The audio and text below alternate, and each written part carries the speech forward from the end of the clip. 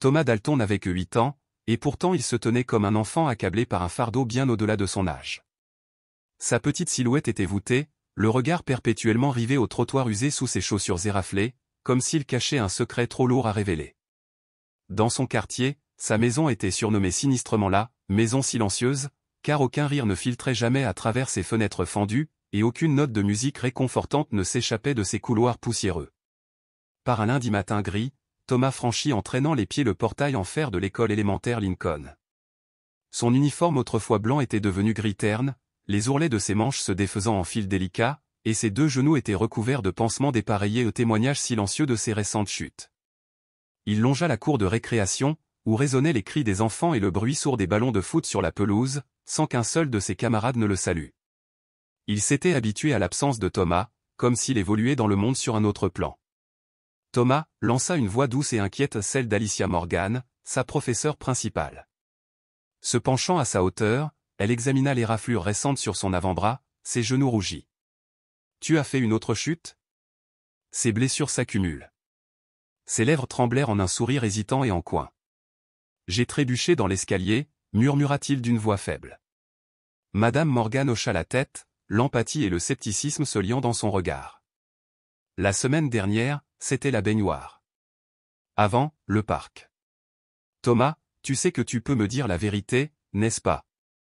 Les épaules de Thomas s'affaissèrent et il murmura si bas qu'il faillit se perdre dans le vent. Personne ne me croirait. Une ombre passa sur le visage de Madame Morgan. Qu'est-ce qui vous fait dire ça?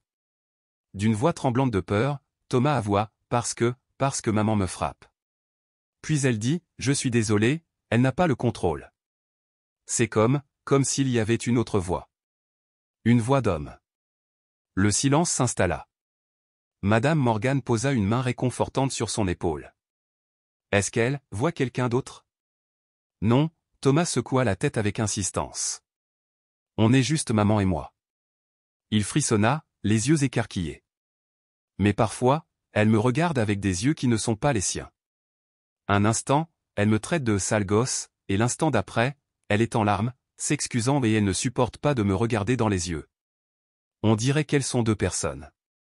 Plus tard dans l'après-midi, dans le silence feutré de la salle des professeurs, Madame Morgan raconta la conversation glaçante au directeur Henry, qui l'écouta en fronçant les sourcils tout en faisant tournoyer distraitement son stylo.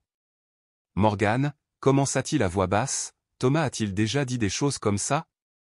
Elle soupira. Oui, mais jamais avec des détails aussi saisissants, cette voix, ses yeux.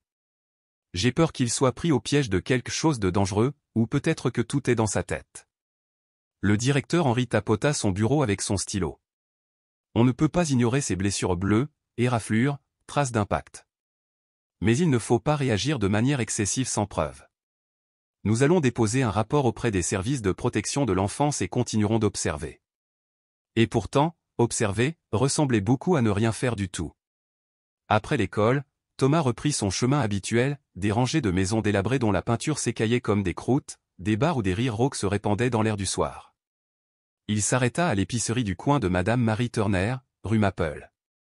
La gentille vieille commerçante, son chignon gris parfaitement relevé, récompensait souvent son aide silencieuse à empiler les bouteilles d'une pomme croquante. « Tu as l'air contrariée, ma chérie », dit doucement Madame Marie en posant son couteau. « Ces enfants t'ont encore importuné ?» Thomas fixa le comptoir avant d'avouer, « Madame Marie, croyez-vous aux fantômes ?» Elle rit doucement. « Tu veux dire des esprits ?» Non, corrigea-t-il, les sourcils froncés. Pas des morts. Quelqu'un de vivant, vivant à l'intérieur d'une autre personne. Le sourire de Madame Marie s'est transformé en inquiétude. Qu'est-ce qui vous fait penser ça? Je crois que quelqu'un d'autre vit dans ma mère, murmura Thomas. Ces mots restèrent en suspens. Madame Marie posa une main sur sa petite épaule. Tu l'as dit à quelqu'un? Je l'ai dit à Madame Morgan. Mais elle pense que j'invente tout. L'expression de la vieille femme s'assombrit. Il y a des vérités que les adultes refusent de voir. Sois prudente, mon enfant. À la maison, l'unique ampoule jaune suspendue au plafond de la cuisine projetait de longues ombres sur le carrelage froid.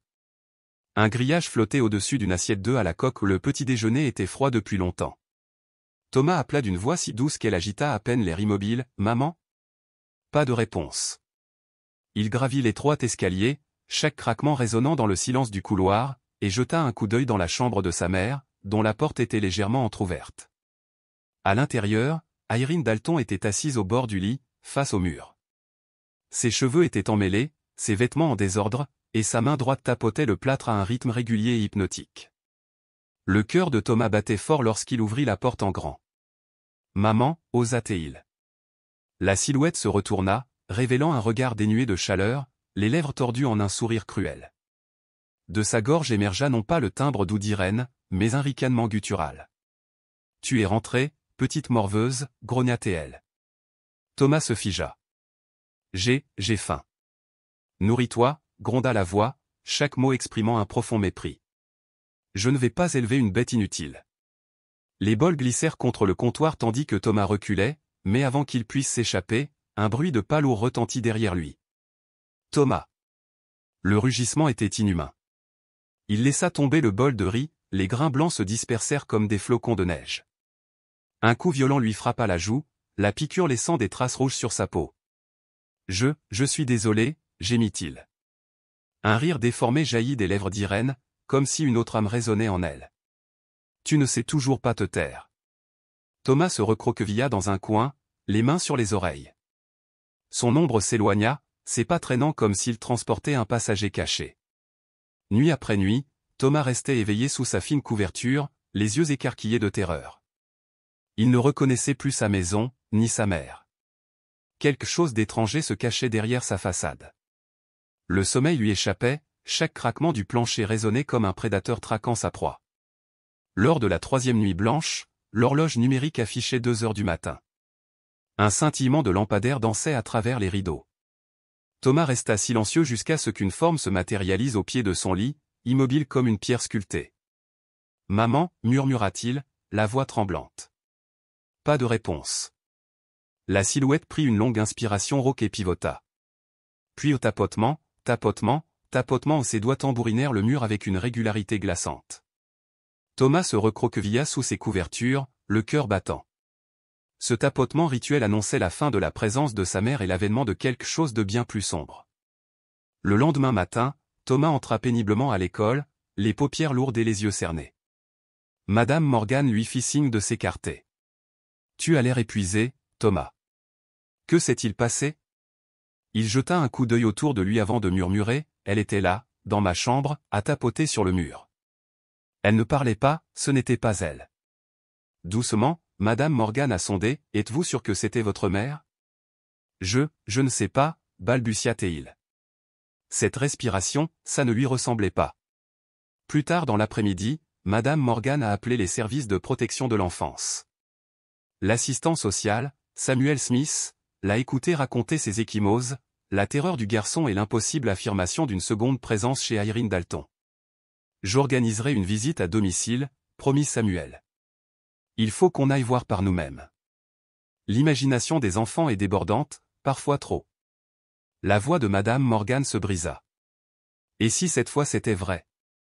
Cette nuit-là, Thomas se blottit sous sa fine couverture, les yeux rivés sur la porte de la chambre. Un coup léger et délibéré retentit contre le bois. « Toc, toc, toc, Thomas » murmura un murmure rauque à l'autre bout du fil. « Lève-toi, petite peste. » Et une fois de plus, la terreur recommença. Les yeux du garçon s'ouvrirent brusquement sur un couloir faiblement éclairé. La porte d'entrée grinça sur ses gonds, et un rayon de lumière pâle illumina les contours du visage de sa mère ou du moins la silhouette de quelqu'un portant sa peau comme un masque. Ses yeux étaient anormalement grands, fixes, comme taillés dans la glace, et des mèches de cheveux emmêlés lui collaient aux joues. Une voix rauque et déformée s'échappa de ses lèvres. « Je n'ai rien fait de mal. Maman, viens ici. » Le cœur de Thomas battait fort en reconnaissant ce son à un ton guttural et rauque qui n'appartenait pas à la femme qui avait autrefois embrassé ses cauchemars. Elle se précipita en avant, lui saisit la main d'une poigne de fer et l'entraîna dans l'étroit escalier. Chacun de ses pas résonnait comme un marteau sur une vieille enclume, comme le métal sur le bois, résonnant dans la maison froide. Les petits pieds de Thomas raclaient la rampe, de légers sursauts de terreur le traversant. Lorsqu'ils atteignirent le sol en linoléum de la cuisine, l'emprise de sa mère se resserra comme un étau. D'un geste brusque, elle le jeta à terre. Avant qu'il puisse reprendre son souffle, elle hurla, tu es allé prévenir des étrangers, n'est-ce pas?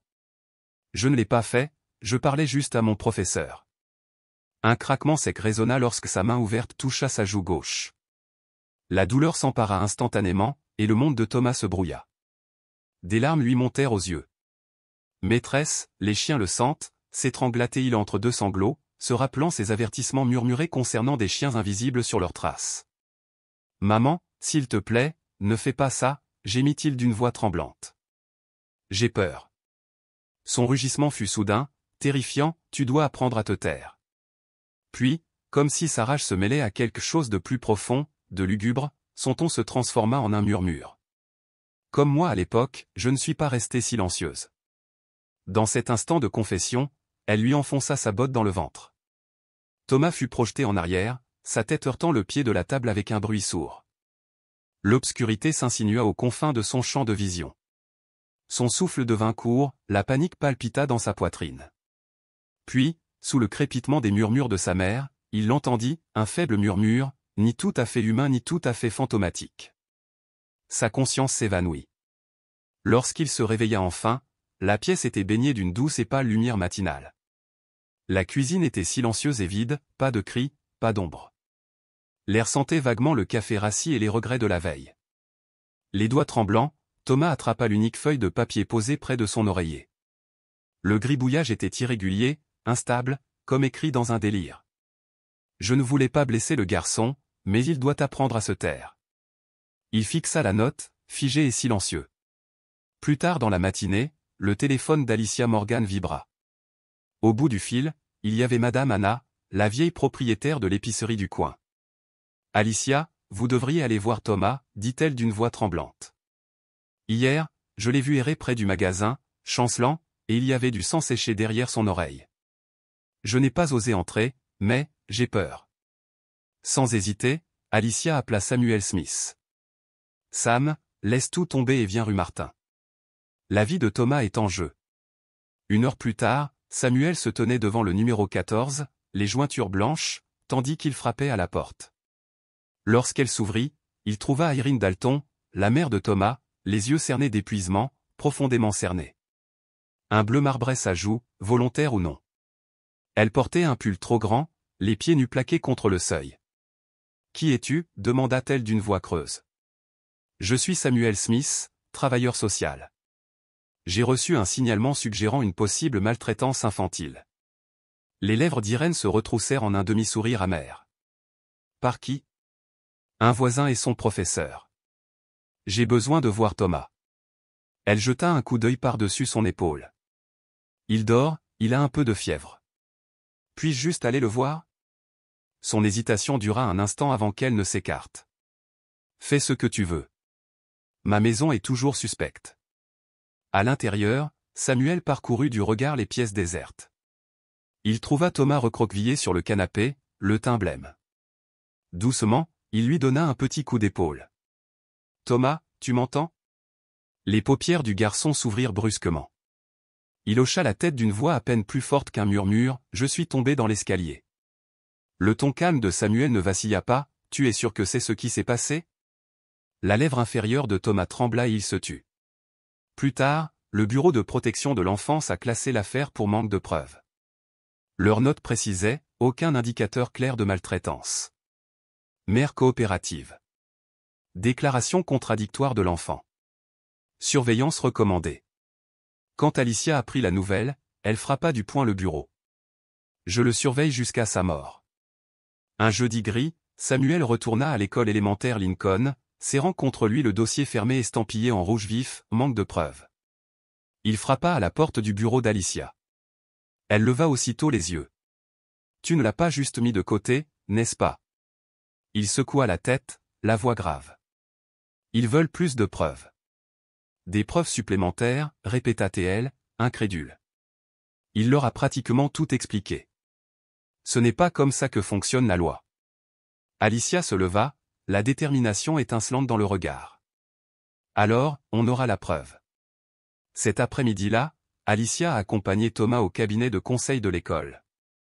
À ses côtés se trouvait Madame Rose Newton, psychologue pour enfants expérimentés du département de psychologie infantile de Californie. Dans la pièce tamisée, Thomas était assis, les genoux contre la poitrine, les pieds ballants. Rose s'agenouilla devant lui. « Bonjour, Thomas. Je suis Rose. On va juste parler rien dont tu n'aies envie. » Il hocha timidement la tête. « Parle-moi de ta mère, » demanda doucement Rose. La petite voix de Thomas rompit le silence. « Ma mère est une double personne. » Le stylo de Rose flottait au-dessus de son bloc-notes. « Comment ça ? » « L'une est douce, dit-il d'une voix tremblante, elle me serre dans ses bras et pleure beaucoup. L'autre est d'une froideur glaciale, elle ne me regarde jamais. » « Cela arrive-t-il à certains moments ? » demanda Rose. Thomas hocha la tête.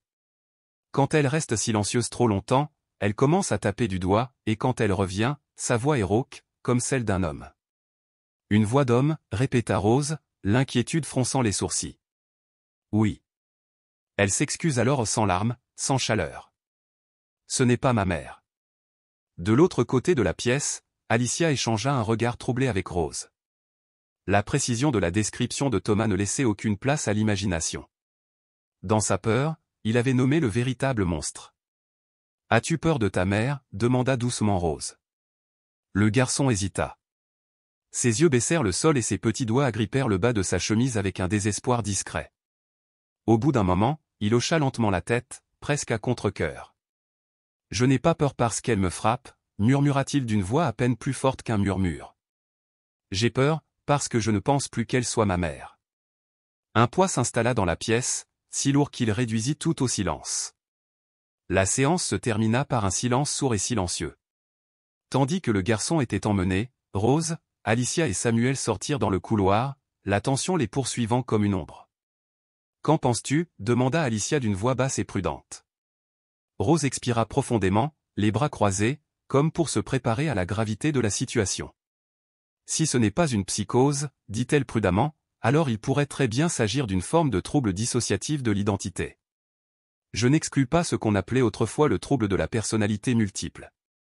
La façon dont il l'a décrit, c'est trop précis, trop détaillé. Ce n'est pas juste l'imagination d'un enfant qui s'emballe, ajouta Samuel en fronçant les sourcils. Il a vu quelque chose. Il a vécu quelque chose. Mais aucun médecin n'a jamais officiellement diagnostiqué chez Irène un trouble psychiatrique, a noté Alicia. Pas encore, répondit Rose. Mais cela ne veut pas dire qu'il n'y a pas d'antécédents. Il faut remonter dans le temps. Dossiers médicaux, témoignages familiaux, toute personne susceptible de connaître son passé. Samuel hocha fermement la tête. Je vais commencer à creuser. Plus tard dans l'après-midi, Samuel se rendit dans un quartier tranquille où vivait un habitant de longue date, Monsieur Benjamin Green, à seulement 3 maisons d'Irene Dalton. La soixantaine passée, Benjamin était le genre d'homme à ne rien manquer de son quartier, perché chaque jour sur une chaise en bois, une pipe à la main, observant le monde défiler comme une chronique vivante. « Bonjour, Monsieur Benjamin, » dit Samuel en s'approchant avec un calme respectueux. « Je suis travailleur social et je m'occupe du cas d'Irène Dalton. » Le vieil homme prit une longue bouffée, les yeux plissés par le souvenir. Elle a toujours été étrange, cette fille. Repliée sur elle-même, elle n'a jamais vraiment réussi à s'intégrer. Mais, j'ai vraiment pitié d'elle. « Pourquoi, monsieur ?» demanda Samuel, son carnet prêt. Son beau-père, Marcus. Un homme cruel. Il la battait sans arrêt quand elle était enfant. On l'entendait crier presque toutes les nuits. On se serait cru dans une maison hantée au bout de la rue.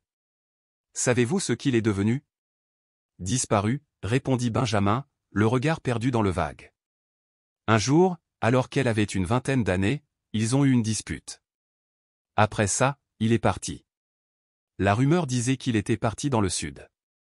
A-t-elle déjà eu recours à de l'aide ? À une thérapie ? Elle l'a fait. Il y avait un médecin qui venait la chercher chaque semaine. J'ai son nom sur le bout de la langue. Docteur Harris, je crois. Samuel nota le nom avec urgence, Docteur Lucas Harris.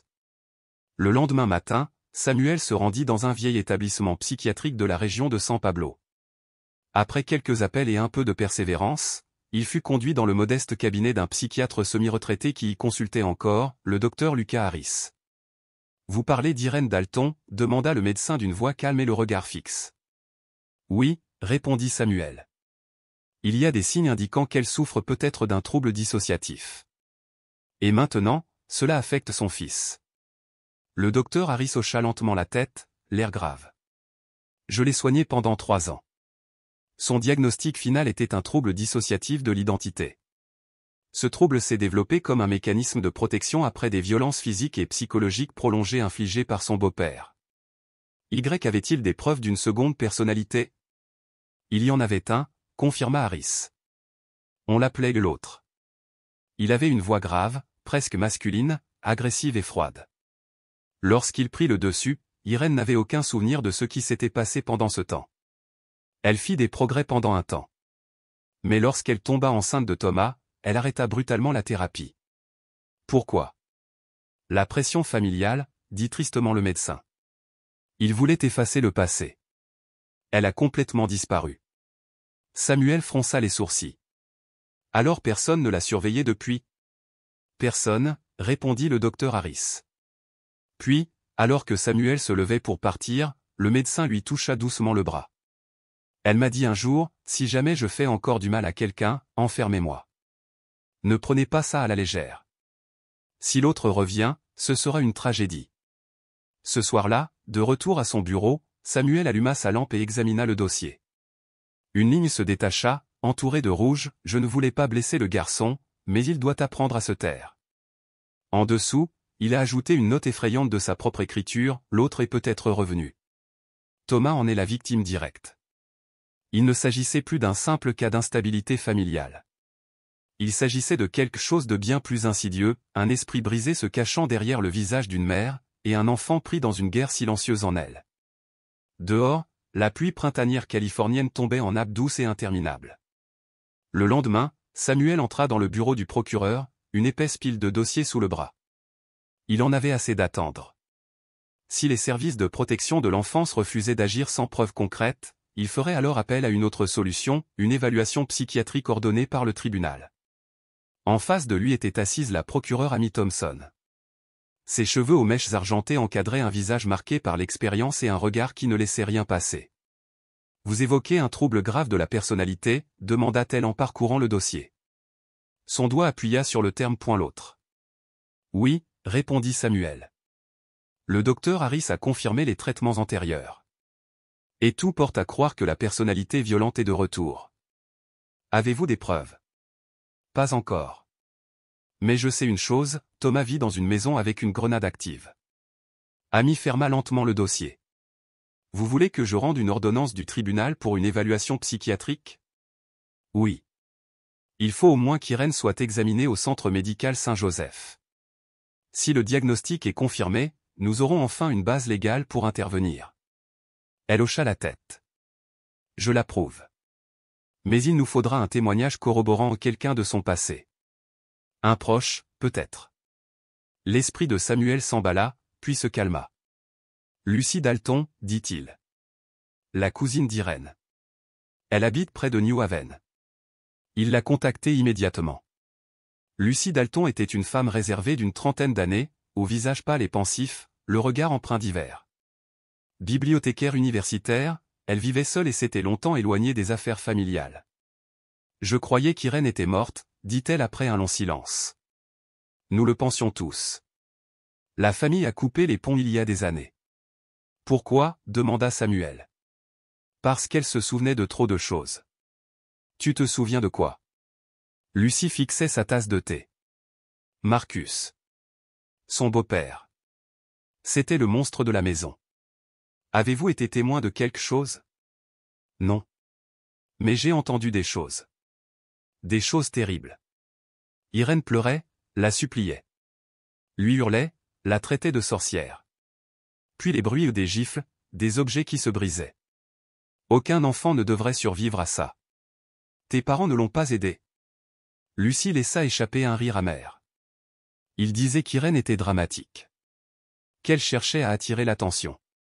Quand elle a eu 18 ans et qu'elle s'est enfuie, personne ne l'a arrêtée.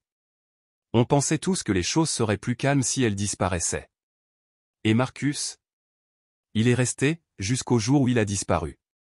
J'ai entendu ma mère dire qu'il s'était enfui. Plus personne n'a eu de ses nouvelles. As-tu déjà revu Irène? Lucie hocha légèrement la tête. Une fois. Elle était enceinte. Elle m'a dit, j'ai peur d'aimer quelque chose à ce point. Elle se tenait le ventre et pleurait. C'était la dernière fois. Savez-vous quelque chose à propos d'elle autre? Lucie tressaillit. Elle en parlait à voix basse. Quand on était petite, elle disait, ne laisse pas l'autre venir. Ne le laisse pas entrer. C'était comme une ombre qu'elle combattait sans cesse. Samuel se tut. Il n'en avait pas besoin de plus. Le témoignage lui suffisait. À son retour en ville, il a déposé la déclaration de Lucie auprès du tribunal. 3 jours plus tard, le tribunal a accordé l'ordonnance. Irene Dalton a été placée en détention pour une évaluation psychiatrique complète au centre médical Saint-Joseph. Son fils, Thomas, a été placé à Opaven, un refuge pour enfants dirigé par Sœur Grace et suivi par la travailleuse sociale compatissante Madame Pauline. À l'hôpital, le docteur Richard Martin, un psychologue judiciaire chevronné, s'est assis en face d'Irène pour sa première séance. « Irène, comprends-tu pourquoi tu es ici » demanda-t-il doucement. Elle baissa les yeux. Son silence était pesant. « Nous ne sommes pas là pour vous punir » a-t-il poursuivi. « Seulement pour comprendre. » Un souffle s'échappa de ses lèvres. « Tu me prends pour une folle ? Je ne suis pas là pour juger. Juste pour écouter. Irène, as-tu déjà eu l'impression que quelqu'un d'autre vivait en toi ? » Un long silence. Puis, si faible qu'on aurait dit le vent. « Je ne l'entends pas. Mais je sais qu'il est là. » Lui. L'autre ? Le docteur Martin se pencha en avant. « Vous souvenez-vous de ce que vous faites quand l'autre apparaît ?» Irène secoua la tête, les larmes perlant sous ses cils. « Tout ce que je sais, c'est que j'ai ouvert les yeux et que Thomas était allongé par terre. Il y avait du sang partout. J'étais terrifié. » L'inspecteur Samuel se pencha en avant. « Est-ce que quelqu'un vous a déjà fait du mal ?» Un rire amer lui échappa. « Monsieur Marcus, mon beau-père. Il aimait jouer avec les émotions des enfants. Il m'enfermait dans un placard sombre pendant des heures juste pour voir combien de temps il me fallait pour craquer. Quand je pleurais, il riait, « Si tu pleures encore, c'est que tu es encore en vie. » Sa voix se brisa. Un jour, j'ai arrêté de pleurer. Et après ça, il ne m'a jamais laissé oublier. Il ? Tu veux dire Marcus ? Demanda Samuel, le cœur serré. Les yeux d'Irène s'assombrirent. C'est Marcus, en moi. Cette révélation frappa Samuel comme un coup de poing. Il reconnut ses yeux froids et prédateurs dans son esprit, plus vieux mais toujours les mêmes. Il s'éclaircit la gorge. A-t-il de la famille ? Personne ne lui rend visite. Il vit seul. Très discret. Son regard se détourna. Il vous faudra une ordonnance du tribunal pour consulter son dossier personnel. Compris, répondit Samuel, masquant son malaise. Mais, s'il vous plaît, soyez prudent. Il n'est pas celui qu'il paraît être. Le lendemain matin, Samuel revint avec un mandat d'arrêt contre les dossiers personnels de Marshall Barrett, alias Marcus Bennett. Flanqué du sergent Jack Evans et de l'agent Ryan Carter, il entra dans le centre pour personnes âgées d'Oakaven. Marcus était assis derrière un lourd bureau en chêne, perdu dans une pile de papier. À l'entrée de Samuel, il leva les yeux, la gorge nouée. « Qui êtes-vous » Samuel lui tendit une vieille photo. « Je suis Samuel Smith. »« Et ça » Marcus jeta un coup d'œil à l'image jaunie, les lèvres pincées. Il ne dit rien. Evans s'avança d'un ton ferme. « Vous faites l'objet d'une enquête pour des allégations de maltraitance d'enfants datant de 1987 à 1995. Nous avons un mandat d'arrêt contre vous. » Marcus rit d'un rire sec et creux. « Il y a plus de 30 ans. Maintenant, tu m'embêtes ? Qui n'a jamais frappé un enfant ?» Ses yeux brillèrent de mépris. Les poings de Samuel se serrèrent. « Nous sommes là pour le monstre que tu as créé dans ta fille. » Le rire s'éteignit. Le visage de Marcus se durcit. Cette fille a encore pleuré devant des inconnus. Ryan fit claquer les menottes autour de ses poignets. « Tu as le droit de garder le silence. » La nouvelle de l'arrestation de Marcus Bennett a fusé sur toutes les chaînes. La télévision a déversé des images sous le titre sensationnel, « Le démon dans son crépuscule, le directeur d'une maison de retraite accusé d'avoir torturé sa fille pendant des années. » Lorsque la colocataire d'Irène lui a montré l'émission à l'hôpital, des larmes ont coulé sur ses joues. Il est vivant, toujours vivant. Le docteur Richard Martin s'assit à côté de son lit. « Comment vous sentez-vous » Irène inspira lentement. Pas en colère. Pas blessé, juste désolé de l'avoir laissé vivre en moi si longtemps. Au refuge aux Pavènes, Thomas était assis, recroquevillé sur le canapé avec sœur Grace. La télévision diffusait sans relâche la scène où Marcus était emmené. Le visage de Thomas pâlit. Cette voix. Murmura-t-il. C'est la même qui murmurait dans le sommeil de maman. Sœur Grace lui serra la main. Il est en garde à vue. Il ne peut plus te faire de mal. La pluie commença à crépiter contre la vitre. Thomas regarda les gouttes filer et, pour la première fois depuis le début, quelque chose en lui sentit qu'il allait se fissurer juste assez pour laisser échapper l'espoir.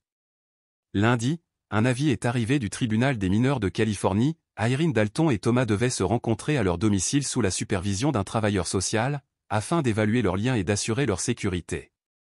Samuel Smith a été désigné, aux côtés de la psychologue Rose Newton. Samuel hésita en lisant l'ordre. « Est-ce vraiment sûr ?» Rose posa une main rassurante sur son bras. « Il faut voir si Irène est vraiment sous contrôle. Nous interviendrons au moindre problème. » Thomas, lorsqu'on lui a dit cela, a simplement demandé « Est-ce que ma mère va bien maintenant ?» Rose sourit doucement. Elle fait de son mieux. Il marqua une pause. « Est-ce que je verrai ma mère, ou l'autre ?» La question flottait entre eux. Cet après-midi-là, ils arrivèrent à la vieille maison de Martin Street. Samuel parcourut les pièces, inspectant chaque recoin. Dans la cuisine, Irène se tenait près de l'évier, son cardigan beige clair contrastant avec le papier peint délavé. Ses cheveux étaient soigneusement attachés en arrière, son visage paisible et intense. « Monsieur Smith » salua-t-elle d'une voix à peine plus forte qu'un murmure. « Madame Dalton, nous allons bientôt faire venir Thomas. Rose et moi veillerons. » Rose le prit à part. Elle est dans sa nature profonde, calme et concentrée. Samuel hocha la tête, même si sa mâchoire restait serrée. Lorsque la porte s'ouvrit, Thomas pénétra dans l'obscurité familière. Le carrelage de la cuisine, le canapé affaissé, le mur fissuré, chaque détail faisait écho aux souvenirs qu'il avait tenté d'enfouir. Il se figea en voyant Irène. « Maman !» Les yeux d'Irène brillèrent. Elle s'agenouilla, les mains jointes sur ses genoux. « Thomas, je me souviens de chaque histoire du soir, de chaque question que tu m'as posée la première fois. Je suis tellement désolé pour tout ce que je n'ai pas pu contrôler. » Il déglutit. « Où est l'autre » Sa gorge se serra. « Je ne sais pas. Mais chaque jour, j'essaie de l'enfermer dans mon esprit. » Rose griffonnait des notes. Samuel rôdait près de la porte, la main posée sur sa radio. Irène jeta un coup d'œil à Thomas. « Tu as toujours ton dessin. » Thomas hocha la tête. Au refuge, celui aux deux visages. L'un souriant, l'autre vide.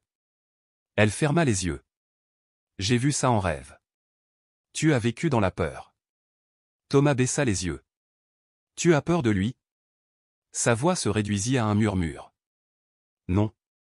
J'ai peur de moi-même. » Soudain, ses doigts se recroquevillèrent, ses paupières battirent. Rose se redressa brusquement. « Samuel, elle montre des signes. » Irène serra les tempes, son ton se transformant en un murmure rauque et autoritaire, « Sortez. Sortez le garçon d'ici. » Thomas recula en titubant. « Maman ?» Samuel prit sa radio. « Demandez une assistance médicale immédiate urgence rue Martin. » Rose rattrapa Thomas alors qu'il tentait de s'enfuir. Sa petite voix tremblait, « Lâche-moi. » Elle est en train de se faire avaler. Irène se dressa telle une statue, les yeux creux fixés sur son fils. « Thomas » siffla-t-elle, « sais-tu ce que signifie le silence ?» Le garçon hurla, « Ne sois pas comme ça, maman. » Puis elle a eu des convulsions, s'est effondrée et est restée immobile tandis que les ambulanciers envahissaient la cuisine. L'un d'eux lui a pris le pouls, un autre lui a administré un sédatif. « On la transfère immédiatement à l'hôpital », a annoncé l'un d'eux. Samuel expira, tous ses muscles tremblants. Rose entoura Thomas de ses bras. « Tu as été si courageux. » Le garçon regarda silencieusement sa mère être emportée, la maison soudainement vide sans sa présence conflictuelle. Quelques jours plus tard, Irène était en isolement au centre médical Saint-Joseph, sous la surveillance du docteur Richard Martin, de l'infirmière en chef Hélène Roberts et des superviseurs Johanna Miller et Claire Hill. Elle restait assise près de la fenêtre pendant des heures, le regard perdu dans le vide. À chaque question, la même réponse, je ne me souviens pas. Le 12 avril, le docteur Richard a noté dans son dossier, la patiente est en état de dissociation profonde. Aucun signe de personnalité alternative, mais le soi primaire reste insensible. Son champ émotionnel est plat, déconnecté de la réalité. Claire demanda doucement, docteur, pourra-t-elle un jour réintégrer la société? Richard secoua la tête. Pas avant qu'elle ne se confronte à elle-même. Certaines personnes mettent au monde des enfants dans l'espoir d'échapper à leur noirceur, sans se rendre compte qu'elle la porte en elle. Pendant ce temps, à Opaven, Rose rendait visite à Thomas. Il paraissait plus petit, plus solennel, comme s'il avait quitté l'enfance. « Tu dors bien ?» demanda-t-elle. « Je rêve » dit-il. « À propos de quoi ?» Ma mère se tient devant une porte, sans me regarder, se méfiant de lui. Elle a peur qu'il sorte. Le cœur de Rose se serra. « Tu crois qu'il est encore en elle ?» Thomas la regarda dans les yeux. Elle ne se bat plus, elle ne pleure même plus. Rose hésita. « Tu veux la revoir ?» Il resta silencieux un instant. Puis, d'une voix ferme, « Si elle est là-dedans, je veux lui dire au revoir. » Le 20 avril, après de longues audiences, le tribunal accorda une dernière visite surveillée. Dans une pièce d'un blanc immaculé, avec seulement une table, 2 chaises et un miroir sans teint, Irène entra la première. Elle était assise, les mains jointes, les yeux fixés sur le bord de la table marquée, nouée, témoignage silencieux de son calvaire. Thomas la suivrait quelques minutes plus tard, prêt à affronter celle qui était et n'était pas la mère dont il se souvenait. La lourde porte s'ouvrit sur des gonds silencieux. Thomas s'arrêta un instant dans l'embrasure, la distance entre lui et sa mère emplie d'une tension sourde. Puis, avec un calme délibéré, il tira une chaise usée et s'assit face à elle. Sa silhouette d'enfant de 8 ans n'avait pas changé, mais son regard portait le poids de celui qui avait été témoin d'une cruauté indicible. Irène leva lentement les yeux. Leurs regards se croisèrent, pas d'éclat, pas de cris d'angoisse, juste une mère et son fils, dépouillés de toute prétention. « Bonjour, mon cœur » dit-elle d'une voix douce comme une brise caressante. « Salut, maman » répondit-il d'un ton ferme mais distant. Un tremblement parcourut les lèvres d'Irène lorsqu'elle les pinça. « Je n'étais même pas sûr que tu veuilles me voir » admit-elle en retenant ses larmes. « Je n'étais pas sûr que tu me considérais encore comme ta mère. » Elle ferma les yeux et hocha la tête, comme si elle cherchait le pardon dans son propre cœur. La voix de Thomas était pleine d'émotion. « Je ne suis pas venu ici pour te demander si tu te souviens de ce qui s'est passé. Je sais que tu ne t'en souviens pas. »« Merci » murmura Irène, la voix tremblante. Il joignit les mains sur la table, le bout des doigts blanchi par la tension. « Je suis venu te demander pourquoi. » Devant son sursaut, il insista doucement, « J'ai cru autrefois que t'avoir donnerait un sens à ma vie.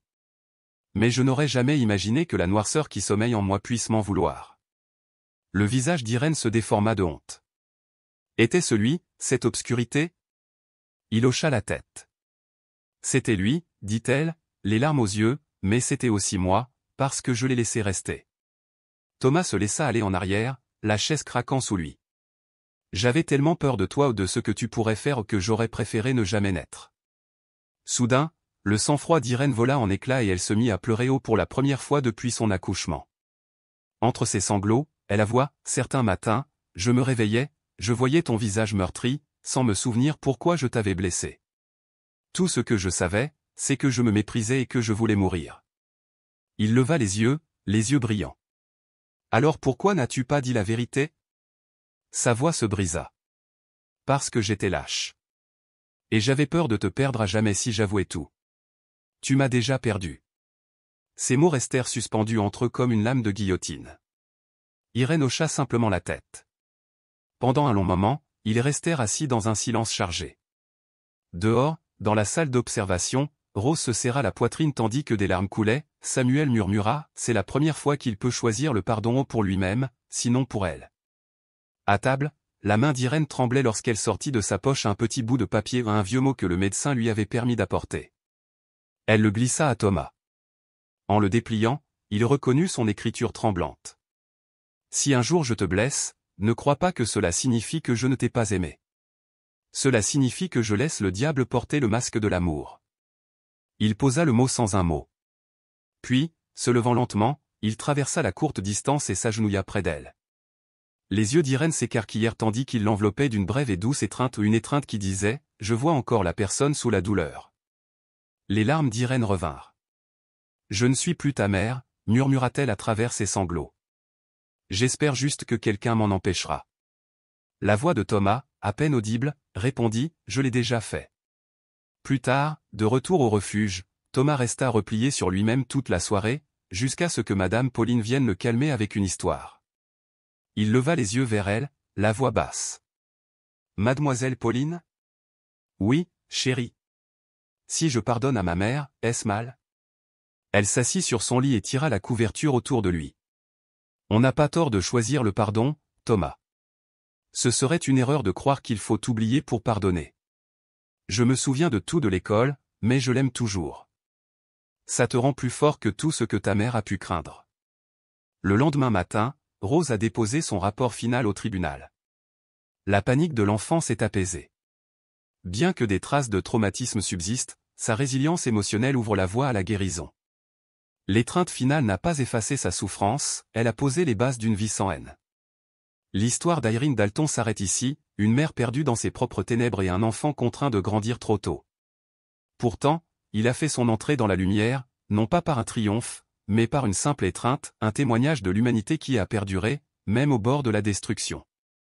Pendant ce temps, la nouvelle de l'arrestation de Marcus Bennett, directeur du Centre pour personnes âgées Albies Oakaven, se répandait dans tout le pays. NBC menait la charge, suivi du Washington Post et du New York Times, tous sous le slogan « Les fantômes du passé, le directeur bien-aimé d'une maison de retraite révélé comme étant un agresseur d'enfants ». Le public a été révolté par la révélation selon laquelle Bennett s'était caché sous un faux nom pendant près de 30 ans. Au bureau du procureur Amy Thompson, Samuel Smith a étalé devant elle un dossier volumineux, rejoint par l'avocat des droits des enfants Matthew Sanders, un représentant de la police californienne et la juge Laura Parks. « Nous devons rouvrir le dossier d'Irene Dalton », a insisté Samuel.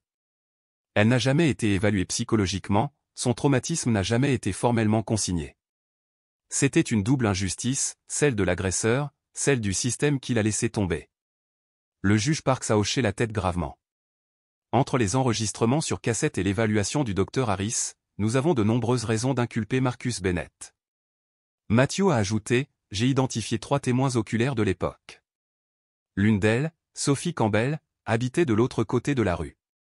Elle a déclaré avoir entendu les cris d'Irène et l'avoir vue enfermée dans un hangar. La pauvre enfant n'a pas mis les pieds dehors pendant des jours. Samuel croisa les mains. Grâce aux témoignages oculaires, aux correspondances audio et aux analyses pathologiques documentées, nous ne protégeons pas seulement Thomas, nous rendons justice à Irène. Au centre médical Saint-Joseph, Rose revint après 10 jours, serrant contre elle des coupures de presse. Doucement, elle les déposa devant Irène. De réalisateurs respectés à démons de la famille, la chute de Marcus Bennett. La main d'Irène tremblait tandis qu'elle parcourait les gros titres. Ils vont vraiment procéder. Ils risquent jusqu'à 30 ans de prison, répondit Rose. Cette fois, le système est de ton côté. Irène esquissa un sourire amer. Autrefois, on me laissait pourrir. Maintenant, la petite fille réduite au silence peut enfin parler. Au cours du mois qui a suivi, l'équipe indépendante de Matthew a dressé le bilan des décennies de cruauté de Bennett. À Oakaven, 3 infirmières se sont manifestées. Daniel Grant a évoqué le contrôle cruel exercé par Bennett sur des patients vulnérables, Carla Mitchell a raconté l'avoir entendu réprimander une personne atteinte de la maladie d'Alzheimer, « Vous êtes aussi stupide que ma propre fille ».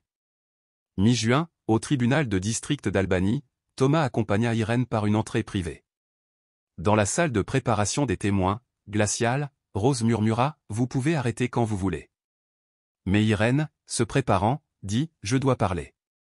Pas pour moi, mais pour Thomas. » Dans la salle d'audience bondée, le juge Parks a prononcé l'audience. Marcus Bennett, toujours arrogant dans son costume gris, a nié toutes les allégations, elle a tout inventé. Tout le monde cherche à attirer l'attention ces jours-ci.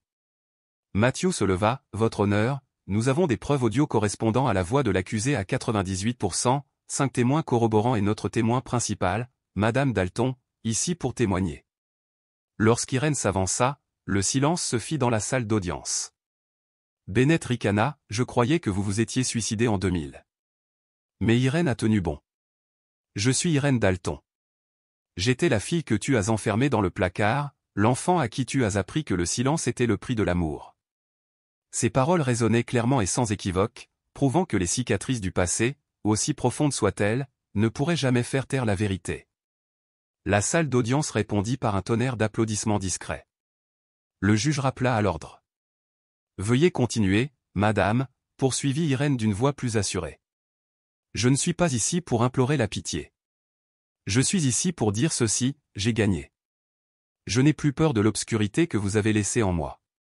Et le fait que je sois encore en vie est la preuve de votre échec. » Marcus grogna, « Vous inventez tout ça. » Maître Matthew se leva. « Nous avons des rapports diagnostiques de 3 médecins indépendants confirmant que Madame Dalton souffre d'un trouble dissociatif de l'identité causé par des maltraitances prolongées durant l'enfance. L'alter ego, connu sous le nom de l'autre, parle avec une voix qui correspond à celle de l'accusé avec une similarité de 96% selon l'analyse médico-légale. » Le juge hocha la tête. « Les preuves sont suffisantes. Le procès officiel aura lieu dans les 30 jours. » En quittant le tribunal, Irène se tourna vers Rose et dit doucement, « Je ne le trouve plus effrayant, car tu l'as vaincu. » Irène secoua la tête. « Parce que pour la première fois, je vois à quel point il est petit. » 30 jours après l'audience, le tribunal de district d'Albany ouvrait le procès officiel. Marcus Bennett, alias Marshall Barrett, était accusé de maltraitance, de violences physiques et psychologiques prolongées sur mineurs, d'atteinte à la dignité de la personne, d'usurpation d'identité et d'entrave à la liberté individuelle. La salle d'audience était bondée. Les journalistes se pressaient devant les grilles en fer. Parmi le public se trouvaient des résidents âgés qui avaient autrefois vécu sous sa férule au centre pour personnes âgées d'Oak-Haven. La juge Laura Parks présidait, vêtue de sa robe noire et frappant du marteau.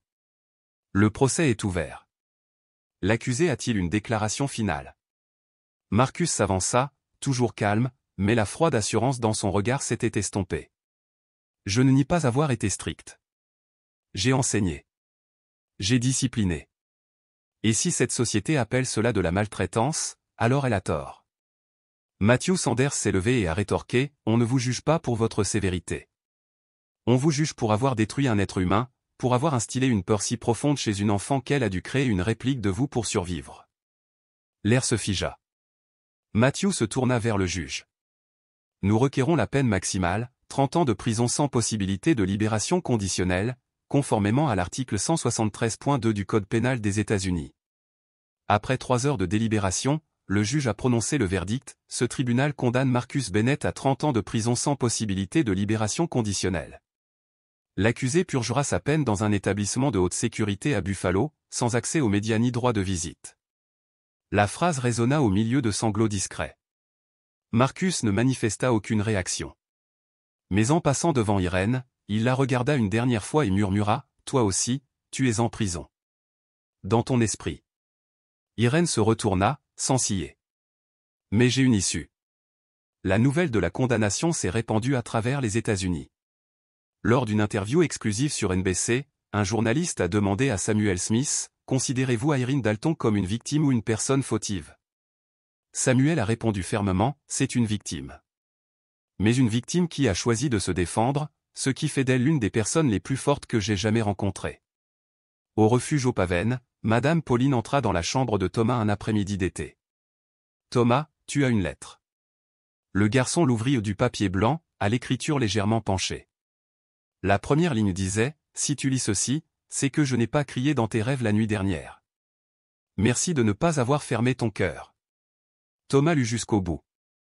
Au bas de la page, il y avait une seule ligne, « Si un jour tu n'as plus peur de moi, j'espère te serrer dans mes bras, non pas pour te demander pardon, mais pour te rappeler que tu as gagné. » Il plia la lettre, resta assis tranquillement un long moment, puis murmura, « Je veux voir ma mère. » Après consultation avec le docteur Richard et Rose, une deuxième visite fut organisée, cette fois dans le jardin extérieur du centre de soins, baigné de soleil, sous le chant des oiseaux et entouré de rangées de menthes poivrées. Irène était assise sur un banc de pierre, les cheveux coupés courts, le visage nu, simple et sans ornement. Le garçon entra dans le jardin, tenant toujours fermement la lettre. Ils échangèrent un regard pendant quelques secondes. Personne ne parla. Puis Irène se leva lentement. Thomas s'approcha. « Tu rêves de moi ?» demanda-t-il. Oui, répondit-elle, la voix chargée d'émotion. Dans le rêve, tu ne pleures plus, et je n'ai plus besoin de m'excuser. Alors, tu le vois toujours? Irène secoua lentement la tête. Non, parce que j'ai laissé entrer la lumière. Thomas leva la lettre. Je l'ai lue en entier. Je comprends. J'espère que tu n'as pas eu à comprendre. J'espérais seulement que tu vivrais comme un enfant normal. Mais je ne suis pas normal, répondit le garçon. C'est moi qui t'ai serré dans mes bras alors que personne n'osait te toucher. Irène fondit en larmes pour la première fois. Elle pleurait non pas de douleur, mais de savoir qu'elle avait encore le droit de ressentir. Thomas s'avança et posa une main sur son épaule. Tu as déjà gagné, et je suis toujours là. En septembre, Thomas fut officiellement placé dans une famille adoptive, John Walker et Tina Price, un couple marié et professeur d'arts plastiques originaire d'Amherst. Ils avaient été bénévoles au refuge aux Pavènes, et le garçon avait appris à leur faire confiance. Avant de quitter le centre, on demanda à Thomas, « Que veux-tu apporter ?» Il ne demanda qu'une seule chose, le dessin de sa mère avec 2 visages. « Pourquoi celui-ci » demanda Madame Pauline. « Parce que ça me rappelle que je n'ai pas tout imaginé. C'était réel, et je m'en suis sorti. » Des années plus tard, Thomas Dalton est apparu dans l'émission de radio « Voix qui ont été réduites au silence », qui interviewait des survivants ayant surmonté leur passé. Lorsque l'animateur lui a demandé « Avez-vous pardonné à votre mère ?» Thomas a souri, sa voix de jeune adulte chaleureuse et pleine d'assurance. « Je ne lui ai pas pardonné parce qu'elle était innocente. Je lui ai pardonné parce qu'elle s'est battue pour m'aimer avec le peu d'humanité qui lui restait. » Le public est resté silencieux.